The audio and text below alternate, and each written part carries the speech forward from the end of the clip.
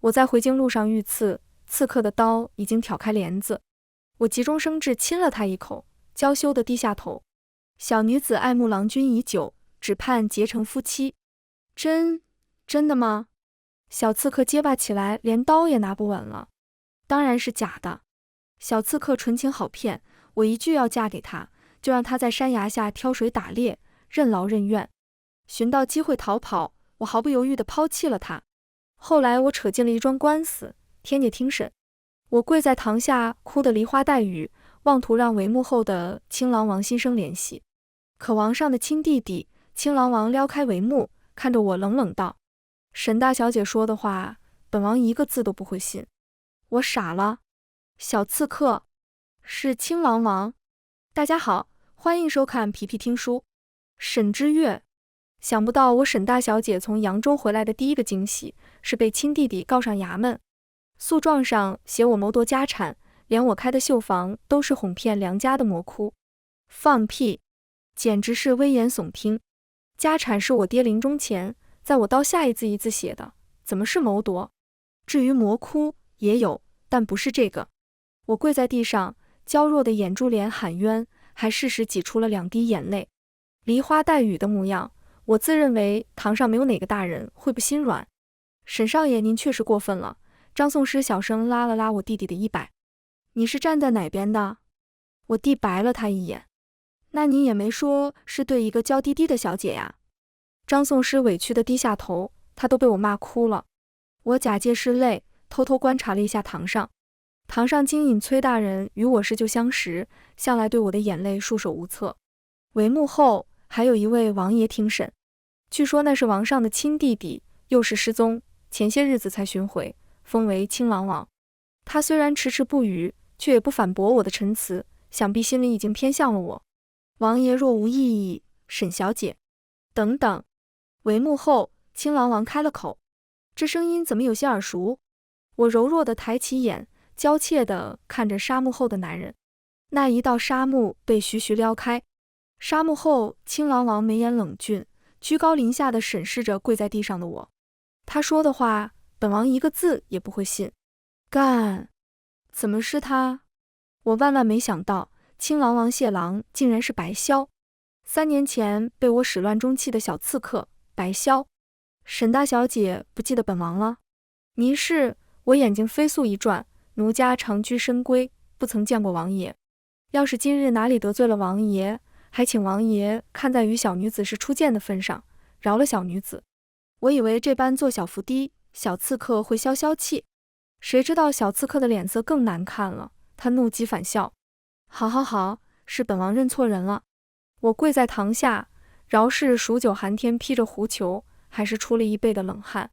我哆嗦着嘴，强装镇定。那王爷，您要是找到那个人，要如何处置他呢？他笑一笑，慢条斯理地轻了轻身子，饶有兴趣地将我从头打量到脚。本王会一点点折磨他，让他求生不得，求死不能。当然，沈大小姐不用担心，你又不是他，对吧？我扯出一个比哭还难看的笑。我和白霄的缘分要从3年前说起。那时我爹还没死，不学无术的弟弟沈无由与我爹起了争执。情急下，我爹说还有我这个外室生的姐姐，将来弟弟不争气，他就把70%的家产给我。那时正赶上我母亲去世，我爹派人来接我回京。沈无由得知了消息，买了刺客埋伏。马车已经被逼至悬崖，小刺客挑开帘子，刀抵在我喉头的那一刻，我无视一地7横8竖的尸体和小刺客满身的血，我径直扑上去抱住了他，将头埋在他脖颈，挤出惯用的哭腔。原来是你救了我，月儿好怕，还好有你。少侠救命之恩，月儿无以为报，只盼与少侠结成夫妻。他愣愣地拿着刀，张着手任由我抱着，满眼不知所措。温香软玉再怀也不管用。我咬咬牙，心一横，一口亲了上去。他唇上沾血，粗糙又冰冷。方才我亲眼看他一役敌妻，手中快刀如鬼魅夺魂。可是这一吻下去，他连刀都拿不稳了。我踮起脚瞧他，冲他得意一笑。有了肌肤之亲，你可不能反悔了。他闷不吭声推开我，低头慢慢地将那把让我胆寒的匕首一点点擦净。他擦得很仔细，应该很宝贝他那把刀。我打量了下四周，这荒郊野岭的，饶是他擦刀再慢，我也跑不掉。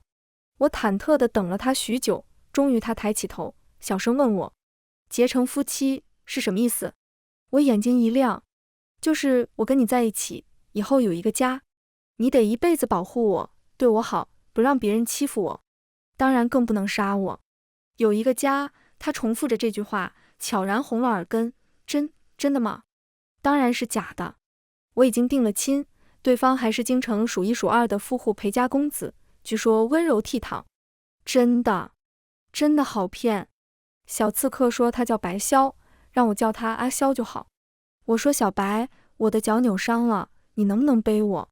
小刺客显然很不喜欢小白这个称呼，但是还是闷不吭声背起我。可是一路上任我怎么套他的话，他都不再理我，像是生了闷气。他不说话，我就在心中盘算，到底是谁想杀我？是沈家主母？是我那个不成器的弟弟？还是我爹反悔了？如果搞不清楚谁想杀我，回到京城又要吃不少暗亏。想到这里，我贴在小刺客耳边，吐气如兰。告诉我好不好吗？夫君。听我唤他夫君，小刺客忽然身子一紧，他停住了。怎么不走啦？我饿啦，夫君。我疑惑。小刺客身子滚烫，艰难开口。等再走。也别在我身上叫我。叫你什么？我贴在他耳边，轻声道：小白。拜。难道是夫君？听到夫君，小刺客呼吸一滞，终于妥协了。还是叫小白吧。小刺客住不起客栈，我们就在荒郊的破庙歇脚。小刺客很好骗，一句成亲能让他任劳任怨。我一句饿，他猎到了野兔野鸡。我要洗澡，他彻夜未睡，为我砍柴挑水。他把马车上的布扯下，在我和他之间挂起一道帷幕。我和他在破庙里住了3日，知道了白萧这个名字是义父为他取的。除了义父，他没有亲人朋友，他很会杀人，但是也只会杀人。而要杀我的人，是我的弟弟沈无忧。你别怕，我会保护你。他低头用他那把很宝贝的匕首给我削果子。对呀，有小白，我不怕他。我托腮看星星，如果你没杀我，会怎么样啊？拿不到钱吗？他低着头，略想了想，长睫也垂了下去，在他脸上投下一片阴翳。义父打我一顿就好了，但是没关系的。他将果子递过来，我才注意到他袖下纵横交错的伤疤，已经不疼了。我心中一动，将不该有的怜悯压下去。3日后，小白把匕首交给了我，叮嘱我在这里等他回来。他跟义父请罪后会来接我。我乖巧地点点头。他前脚刚走，后脚我抓起匕首和包袱就跑，所幸在路边碰上了商队。我哀求他顺路送我去京城，领队犯了难，说要回头请示少爷的意思。马车厚厚的锦帐掀开，露出一张如玉的脸。他温温一笑，对我伸出手，我不敢贸然上车，戒备地攥着刀看他。是沈家大小姐，沈之月。我一愣，整个京城应该没人见过我，迟疑片刻，我还是点了点头。他忽然笑了，似乎很开心。小花猫一样的脸，跟画像上的仙子不像，在下还真不敢认。画像。我后知后觉抬起头，才看见商队旗帜上一个斗大的裴。你是？我心下猜到了8、9分。沈大小姐的未婚夫裴伯远。青狼王谢郎高坐台上，脸上仍带着和煦的笑，似乎刚刚真是一场误会。是本王记错了，因为沈小姐笑起来很像一位故人。一句话让我生性就不爱笑。之月，我来得晚了。我像抓住了救命稻草，激动地回过头。是裴伯远。我刚到京城时，是裴伯远手把手教我做生意，从看账收租、人情世故，到这京城错综复杂的关系网。我知道他喜欢我做出娇柔的样子，便一口一个裴郎，他也乐得我依赖他。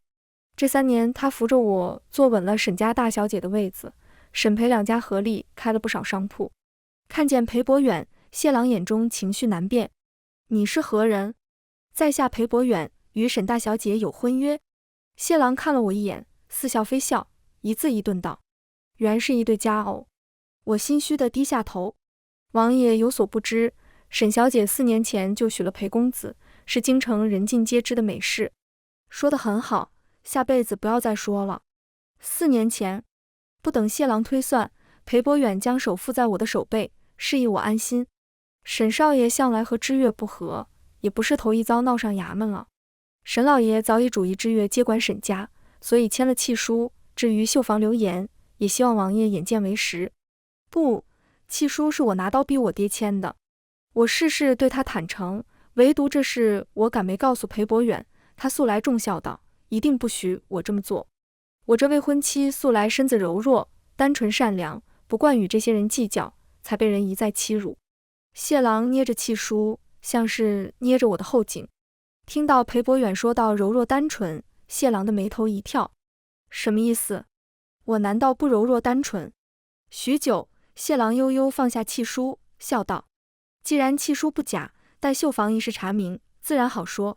谢郎虽然没有针对我，可他一来，我的日子就不好过了。我央求裴伯远回扬州避避风头，或者早日完婚，省得夜长梦多。裴伯远却说我只是多心，因为亲王王才回京，在封地的名声却不差，不会无缘故为难我这种弱女子。难道知月和他有什么恩怨吗？我一愣，下意识就撒了谎。没有。不知为何，这4年里，我总对他撒谎。从第一次见面，他问我为何如此狼狈，我说是贼人刺杀，我侥幸逃脱。后来我发现他喜欢柔弱单纯的女子，便做小伏低，他也当真享受我的示弱和依赖，手把手教我做生意。不敢找谢郎自取其辱，我决定问问崔浩。恰好是崔京引崔浩的生辰，我在南楼水榭设宴。冬日温酒，我颇为狗腿地给崔浩斟满。崔大人，我有个朋友得罪了不该得罪的人，还请您指条明路。怎么得罪法？是欺他少年穷，还是夺人所爱？是我朋友始乱终弃，还用终身大事来诓骗那人。现在我朋友要成亲了，那人却找上门来了，又得罪不起，那就有点难办了。如果是我被这么骗了，要么故作柔情，让对方也上一次当，伤透他的心，要么大方地成人之美。崔浩喝了口酒，不紧不慢道，让他俩黄泉路上再做一对恩爱夫妻。说罢，崔浩抬眼，意有所指地看着我。所以你不是我？我忙摆手。所以你朋友要么认真给人家道歉，要么想想怎么能让他消气。崔浩轻笑一声，哪怕你朋友在故技重施呢。我盘算了半日，如果和裴伯远分开了，对沈家的生意百害无一利，沈家族亲也是碍着裴家威势，这些年没有欺我自立门户。说什么故技重施，我哪敢故技重施？我只能去探探谢郎口风，跟他道歉，只要他能消气，哪怕磕几个响头，我也认了。很快，谢郎就来了绣房。绣房里尽是女工，并无男子出入。沈无由也不算胡搅蛮缠，因为常有安庙假借修行，实则是卖笑的暗门子。上了茶，我将绣房册子递给谢郎，陈述绣房现况。织机9架，1等绣娘并织工17人，2、3等杂工并上学徒仆役48人，妾身等近100名女子，皆柔弱无依，靠着这绣房艰难度日。外头竟然传得如此难听，实在是不给小女子一点活路。听我说柔弱，崔浩低头喝茶，裴伯远眼中怜惜，只有谢郎的嘴角抽搐了一下，被茶烫到了。饭毕，我将约见的字条压在谢郎的茶碗下。我已经想好了，坦诚和他道歉，下跪也好，磕头也罢，我都认了。谁知散席更衣时，谢郎没来，裴伯远先寻到了我。裴郎，你有事同我说。裴伯远思忖片刻，笑道：是我母亲想我那一门妾，但是你相信我，绝不会给你添一点麻烦。是我表妹被山贼所诬，嫁不出去，所以只能投靠我。母亲也赞你贤惠善良，不是不容人的性子。不，我不善良，更不贤惠。若我不许呢？他家对我母亲有大恩，我虽然心里只有你，却不能不报。漫天雪花，搅得人心乱糟糟的。所以你不要我了，是不是？我利落地打断了他。裴伯远一愣，立刻笑道：怎么会呢？只是你多了个洒扫丫鬟伺候。何况满京城都知道你是我未婚妻，你不嫁我，还想嫁给谁？他满脸宠溺不假，可这句话却像威胁，说得我后背一凉。别闹了，知月。他还想像过去一样伸手揉揉我的头，向来他觉得我任性了，便会这般安抚。还说什么别闹了？为什么我只是理智地表达了我的立场，却要被认为是在耍性子的闹呢？我不动声色后退了一步。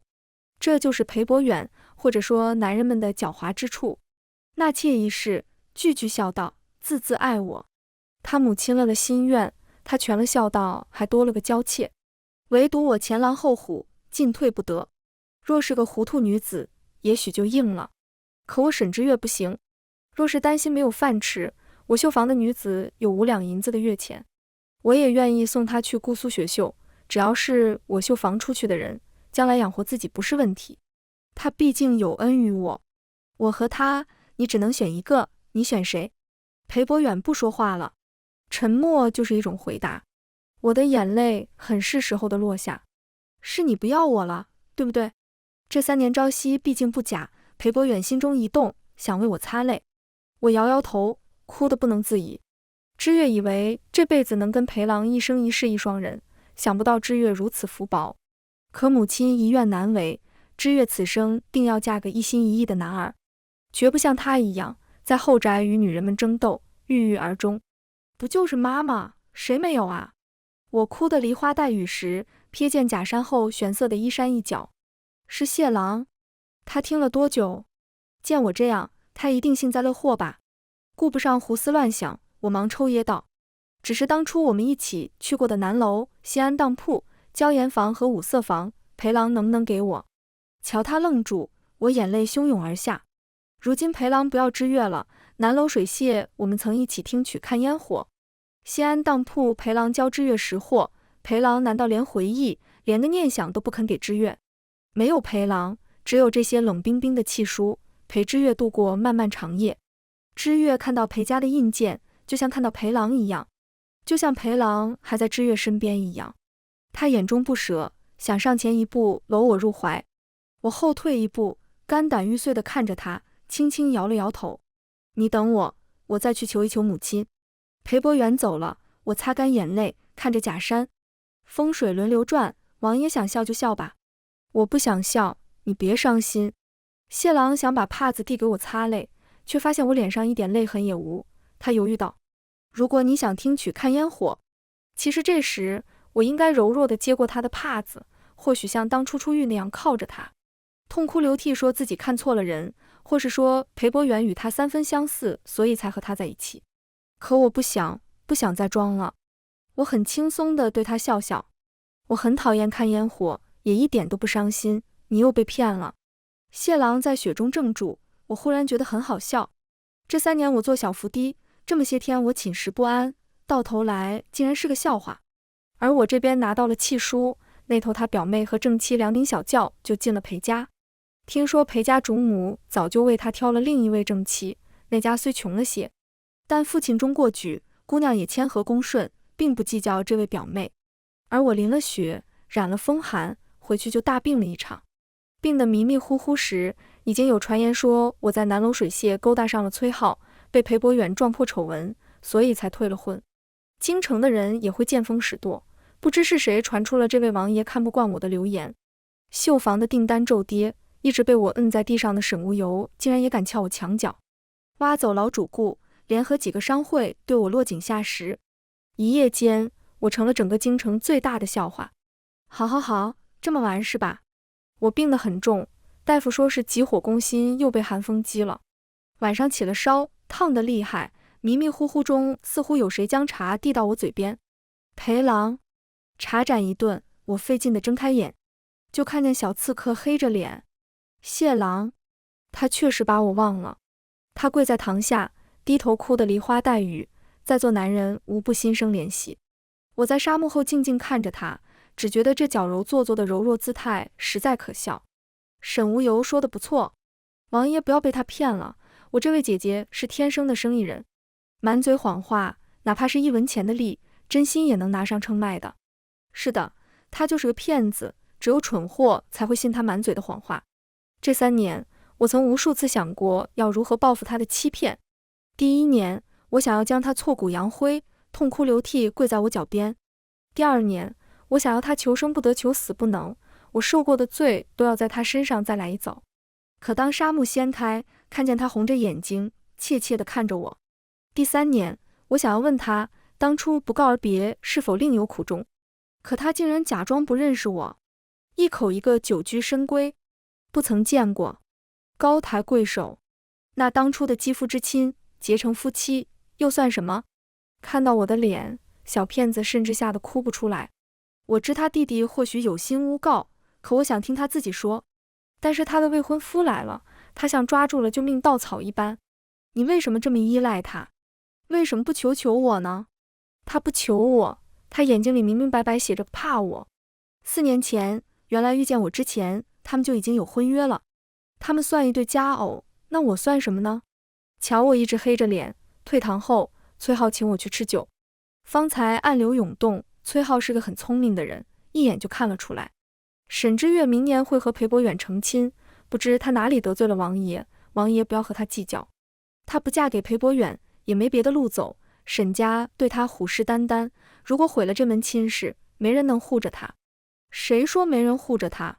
他来沈家这3年过得很难，母亲养在外头，至死也没有名分。要攀裴家高枝，才想起来把他接过来。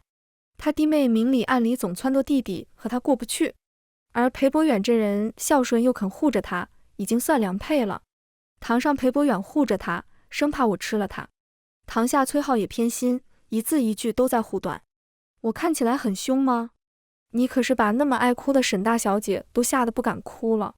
你似乎很偏袒她，只是觉得她过得很不容易。崔浩笑着为我斟茶，如果很在意他骗了你，大可以骗回来。我以为小骗子要一辈子躲着我走了，谁知几日后他就请我去绣房。我看他身形晃了晃，可几乎一瞬间，他就从伤心欲绝的情绪里抽离出来。他站在雪里，漠然地看着裴博远离开的背影。3日夫妻，让我耿耿于怀至今。而3年感情，他是可以说放下就放下的。我忽然发现自己从未真正认识过他。小骗子病得很重，大夫说是急火攻心，又被寒风击了。晚上他起了烧，烫得厉害。我为他倒茶，听他梦呓着唤陪郎。我手上一顿，他看见了我的脸，他呼吸一僵，立马换了个人念道：谢郎。我提醒自己，眼前女人最擅长演深情，骗得人团团转。我才不会上当。当然也不是担心他的身体，所以来看他，只是怕他染了风寒会过给自己而已，仅此而已。别装了。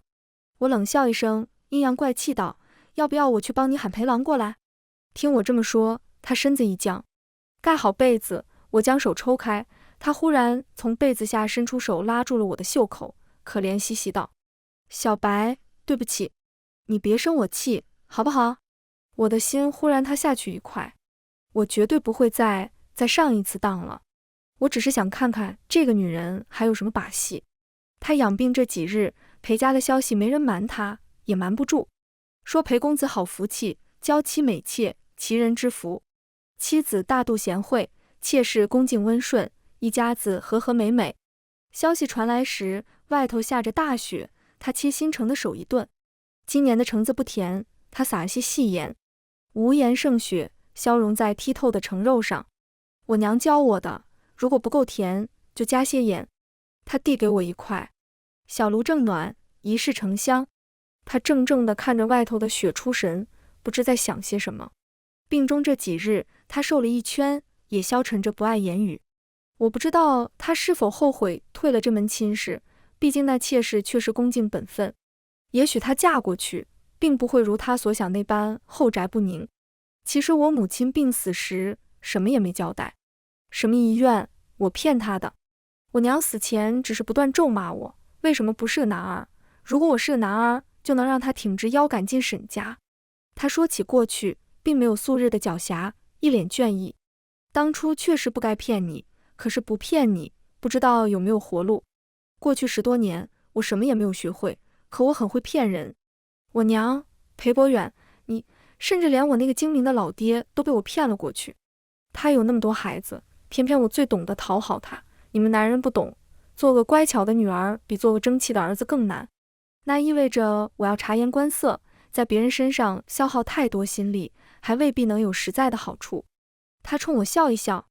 至于裴家，我从不去幻想没走过的那条路有多么好，我只是随口说说，你就当我又在装可怜骗你好了。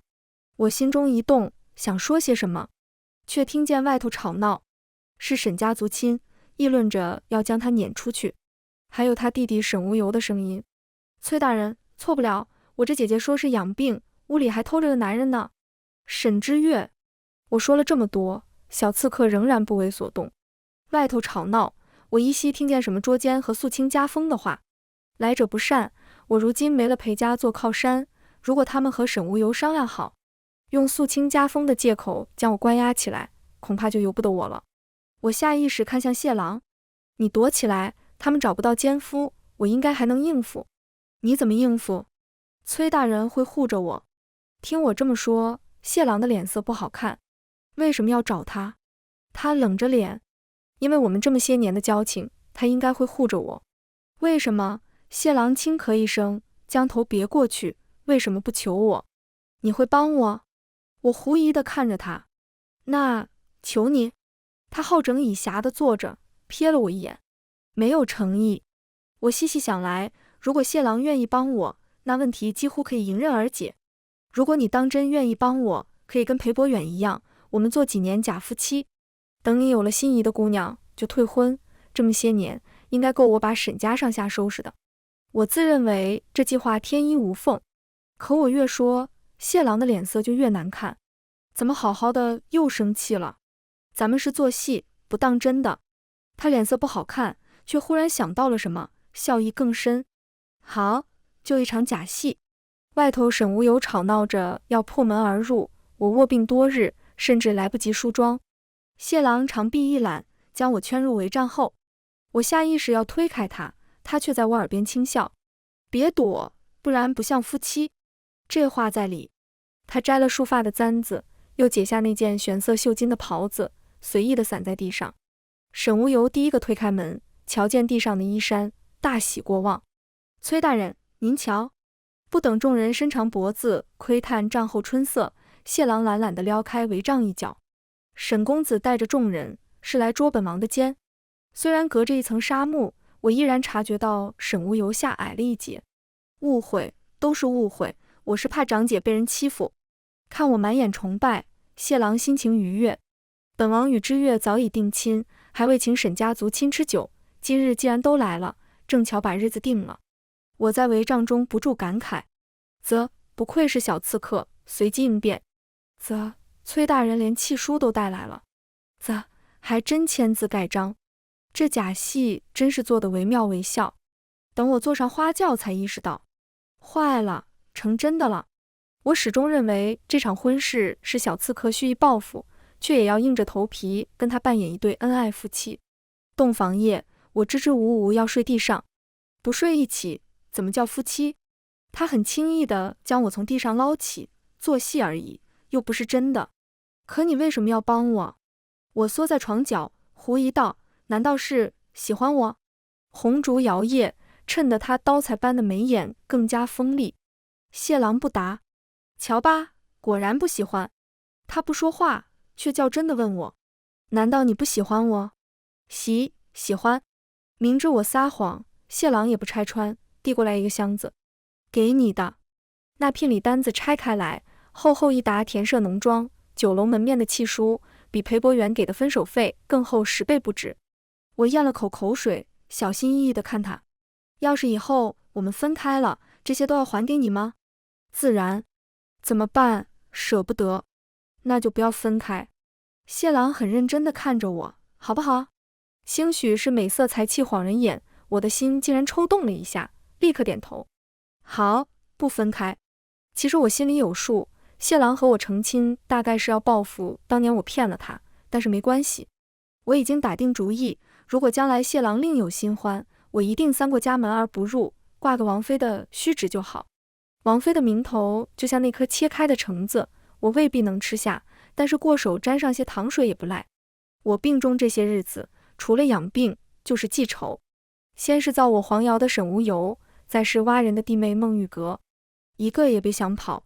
第二日，京城就传得沸沸扬扬，说沈无由的绣坊是跟几大商会东家做了交易才开得起来，说那些富商们对沈无由屁股缝里的那颗痣爱不释手。我以为你会四处奔走辟谣，谢郎不掩赞许，一匹不染废了，只能用更重的颜色去盖住。我叹了口气，反正我弟弟也不可能逢人就脱了裤子自证吧。谁难为你，你只管跟我说。我胡乱点点头，只当谢郎是想看我吃瘪。下午偏又遇见弟妹孟玉阁来我绣坊挖人，每个绣娘开了10两银子月钱的高价，若是愿意跟他走的，还会介绍数一数二的富户人家，毕竟女人嫁人了才算安稳。我坐在主位，抄起一个茶盏，在孟玉阁脚边摔得粉碎。不像从前都是动动嘴皮子的软刀子，如今真动起手，吓得孟玉阁和身旁妇人脸色一僵。我冷脸看着他二人，什么时候二流货色也配站在我沈之月的面前？孟玉阁到底见过些世面，他勉强一笑：姐姐，你总不能拦着人往高处走，我也是想着姐妹们都给沈家干一样的活计，自然多拿些更好。从前在我手下，一口一个姐姐，踩着我爬沈无由的床时，怎么没有这副利落的嘴皮子？听我这么说，孟玉阁白了脸。他是被赌鬼老爹卖到青楼的，我10两银子从人牙子手里买来的，又花了大价钱送到姑苏学的手艺，在我绣坊吃不得苦，半年就爬了沈无由的床。见孟玉阁吃瘪，旁边妇人微微俯身：沈大小姐错了，即便不说月钱，单看这些女子签的活契，妾身实在不忍她们耽误了年岁，希望她们早日嫁个好人家，不要像大小姐这般劳心劳力，女子总归是渴望有个归宿的。况且这么些女人在绣坊外头说起来，总是对名声不好。她声音温柔，不少年轻的绣娘被她说动，手上刺绣的活计一顿。你是？我皱眉。她是裴家8抬大轿娶进门的正妻。孟玉阁讽刺地咬住正妻2字，期待在我脸上看到一丝尴尬和失落。原来是裴家的人，我还以为是沈家哪门族亲。我低头抿一口茶，笑道：那是该跪下叫我一声亲郎王妃。那妇人和孟玉阁一起愣住，难道要我再说一遍吗？二人对视了一眼，咬牙跪下。外头午后阳光正暖，透过明瓦照在雪白的生丝上，新雪才融，滴答落在青石板上，并着针线挑破绸缎的声音，很是静谧。从入我沈之月的绣坊那天起，我同你们白纸黑字签了5年的活契。这些年来，旁的绣坊给3两，我给5两，从来没有因为你们是不识字的女子而亏欠欺骗。你们要挑个好东家，我也不拦着，别家如何看你们被主检高知非我不知道，只是在我这一次不忠，终身不用，别被人骗了又跪在我门前哭。别说前些日子，就说3年前，我这绣坊里出过一个叛徒，我送他去苏州学绣，他倒是出息，配得上10两银子的月钱。一根绣线他可以劈成49股来绣，手都用白蜜套上真丝套子护着，生怕坏了他吃饭的玩意儿。后来他嫁了个富商做妾，甘愿为他刺绣做活，10文钱也不要他的。后来他母亲病了，跟男人伸手却被奚落，男人将他锁在绣坊里，想偷卖绣品都不成。一等绣娘如今连1两的要钱都掏不出来，只有看老子娘病死的份儿。自然这世上是有多情种，可婚姻一事，男人用钱赌，输了大不了赔几个银子，女人要想上赌桌，先看自己这条命够不够硬。至于你说的，绣坊聚集一帮无媒无聘的女子，所以名声不好。那学堂不是也一样都是男人吗？怎么不见不清不白的传闻？所以你说嚼舌根的到底是谁？妇人脸色发白，死死咬住嘴唇，却强撑着笑意。女子抛头露面终究不是正事，你不能拦着他们成亲，女子还是相夫教子才能安度这一生。有钱总可买眼下自由的半生，再去想要不要过你说的另一种人生。我深深看了他一眼，我可从没拦着，只怕他们过惯了自己养活自己的痛快日子，将来还肯不肯做小伏低去讨好男人，我就不知道了。我知道孟玉阁却不这么想，因为沈无由对他确实好，而弟妹，我也劝你一句，我那个废物弟弟拿你当枪使，将来他斗倒了我，拿了沈家的钱，第一件事就是那7、8门姬妾同你热闹热闹。若是哪日他低头跟我认错，外头问起来却说是你挑唆我们姐弟反目，一纸休书，我们毕竟血浓于水，你哭哭啼啼被休，可想过其中厉害？虽说现在他被我治着，却也是吃喝不愁，你又何必提携男人呢？他爬得越高，弟妹你就越危险。像现在这样踏踏实实的捏在手里不好吗？要是听懂了，就起来吧。孟玉阁是聪明人，他听得进去，但是裴家这位正妻应该是听不进去的。我不知道他为何执意跟我过不去，明明拿了分手费以后，我再没跟裴伯远有过牵扯，连送我的南楼水榭，我拿到后第2天就给砸了。孟玉阁都尴尬地站着了，而他跪出了一层薄汗，仍然迟迟不肯起身。果然下一刻，裴伯远匆匆赶来，他楚楚可怜地跌坐在地上，哀哀地唤裴郎。裴伯远不去看他，倒是看着我，眼中多了几分愧疚。知月，这些日子听说你病了。说罢，他又看着地上渲然欲泣的妇人，皱了皱眉。知月素来性子软，你不要逼他。若是再让我瞧见你难为他，也别怪我不顾夫妻情分。我低头思忖片刻，茶里茶气道：妹妹也不是故意的，虽说摔了个茶盏，也吓到了我。裴郎不要为此与妹妹离心才是。你要伤他？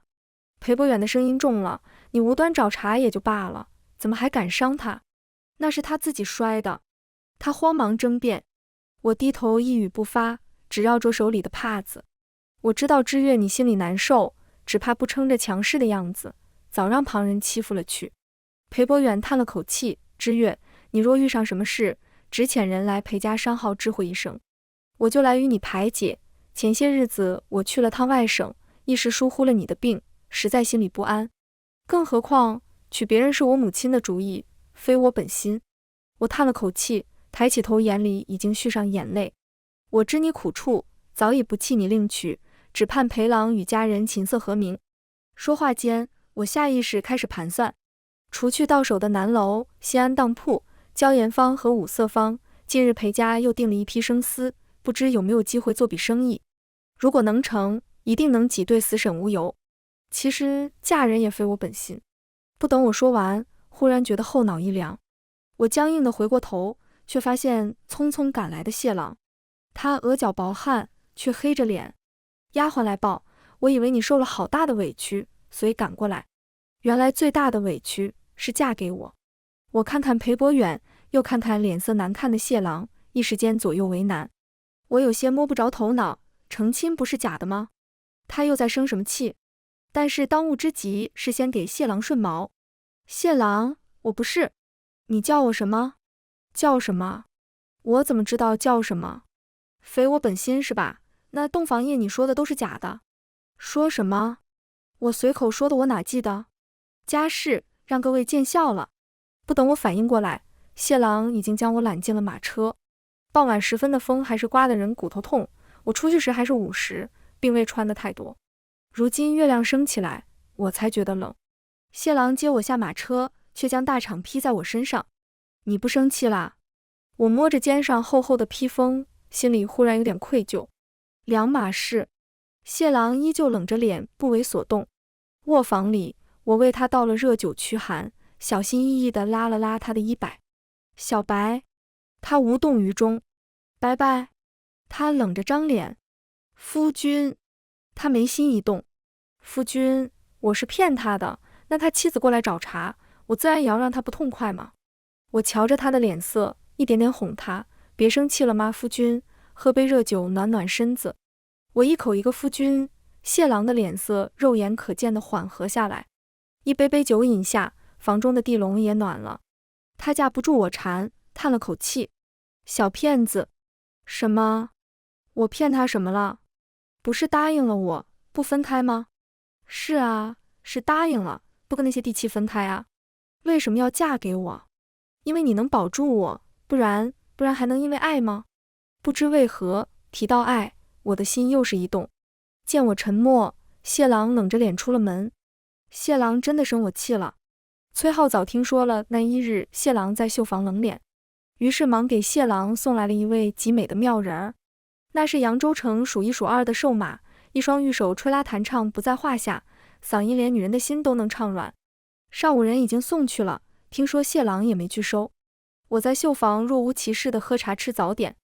早说过，我根本不喜欢他，当然也不在意谢郎有个3妻4妾。只是这茶为何发苦？小姐昨日喝的也是这个茶，没有换。只是这干丝为何涩口？小姐，还是你请回来的扬州师傅做的，奴婢尝着还是平日里那味儿啊？不对，不对，都不是。大小姐，你要去哪？见我揣了匕首夺门而出，丫鬟吓得哆嗦。我自然去给他一刀。马车辘辘驶过青石板街，平日里半刻的路竟然有些难熬。我心里忽然涌出一点酸涩，但是很快被我压了下去。不过是一点萌动的情愫，他若无情我便休。我沈之岳何等人物，绝技不会怕他。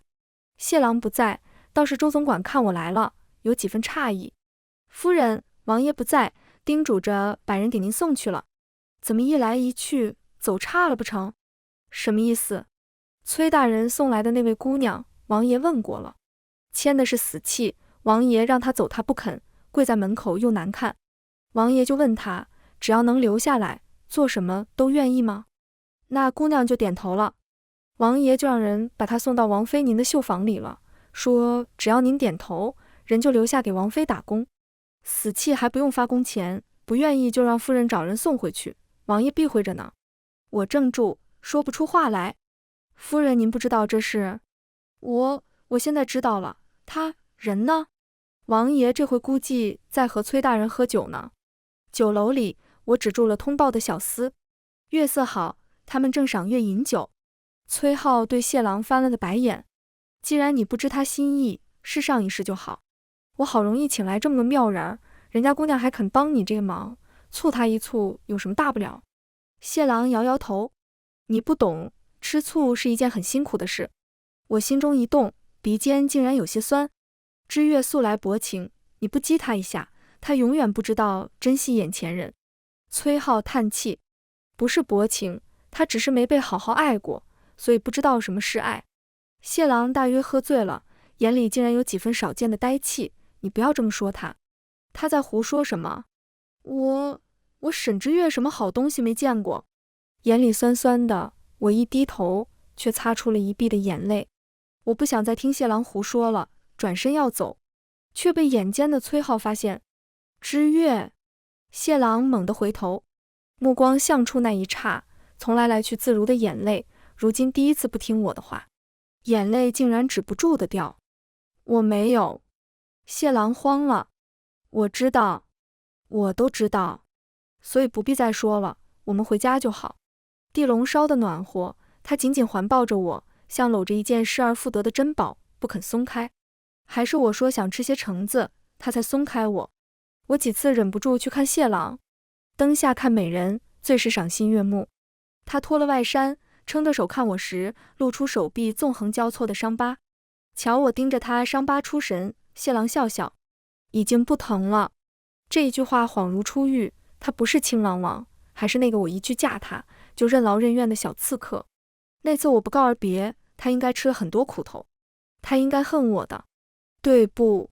不等我说完，他忽然扣住我的后脑，剩下的话语止于唇齿。大约是酒太烈，月色又太好，我竟然没有推开他的力气。